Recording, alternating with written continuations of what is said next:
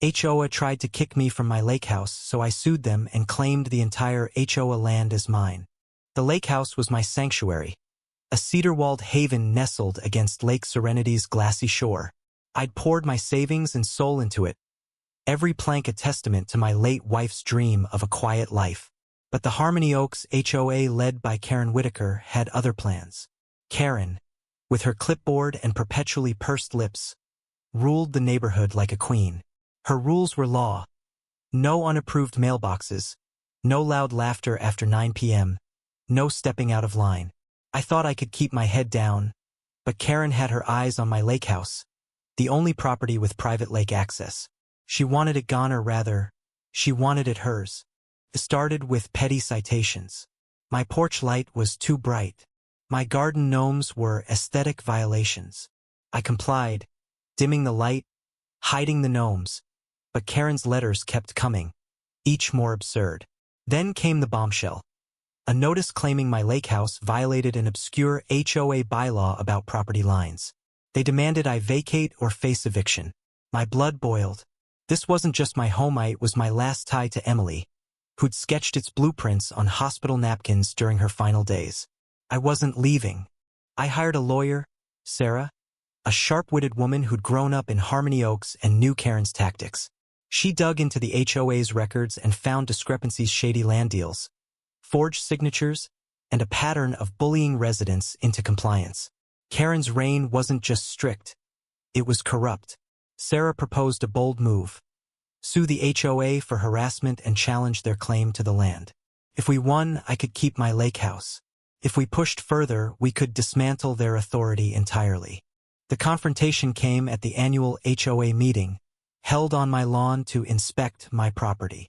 Karen stood at the center, her voice cutting through the humid air, accusing me of undermining community standards. Neighbors gathered, some nodding like drones, others shifting uncomfortably. I stood on my porch, Sarah at my side, holding a stack of documents that could bury the HOA. "You've overstepped, Karen," I said, my voice steady despite the knot in my chest. "This isn't about rules, it's about greed." The crowd gasped as Sarah revealed the evidence. Karen had been siphoning HOA funds, inflating fines to pressure residents into selling cheap. My lake house was her golden ticket plan to seize it and sell the land to a developer. But then came the twist. Old Mr. Jenkins, a quiet widower who'd lived in Harmony Oaks for decades, shuffled forward. He'd been silent for years, but now he held a yellow deed, his hands trembling. "This land," he croaked, "was never the HOA's to claim. My father donated it to the community, not to a board of tyrants." The deed predated the HOA's formation, nullifying their authority over half the neighborhood, including my lake house. Chaos erupted. Neighbors shouted, some at Karen, others at each other.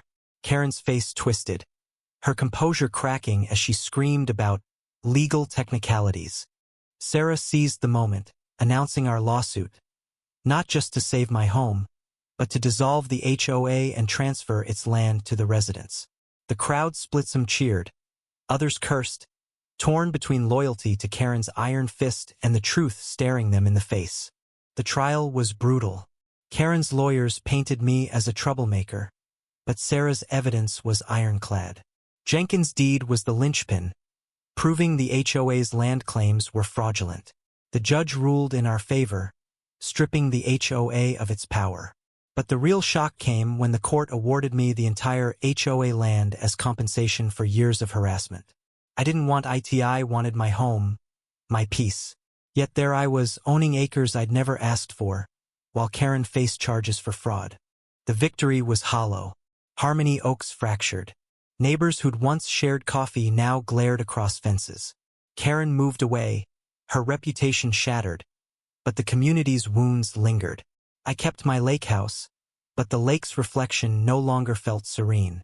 It mirrored a truth I couldn't shake. Winning didn't heal the rift. I'd fought for justice, but the cost was a neighborhood torn apart, its harmony drowned in distrust. Sitting on my porch, I wondered if I'd been right to push so far.